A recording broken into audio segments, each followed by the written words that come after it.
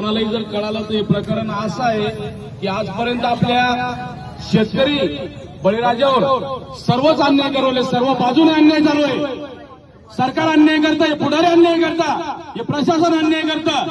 आता राहिले साले भाडकाऊ आणि भोंदू बाबा अन्याय करताय, हानमार करताय.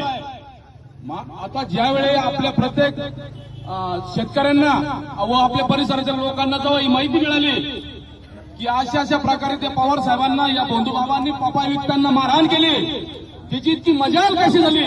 कारण की मुळामध्ये तो तिथला मालक नाहीये, तो या परिसरातला नाहीये आणि तो त्या ग्रामपंचायतच्या जमिनीवर, वन खात्याच्या जमिनीवर अतिक्रमण करून इकडे आपल्या इकडच्या स्थानिकावर तो हात उचलतोय. तर परत इतकं प्रमाणात उचलतोय का त्या माणसाला मोठ्या दवाखान्यात ऍडमिट करून त्यांची परिस्थिती सिरियस आहे. इतक्या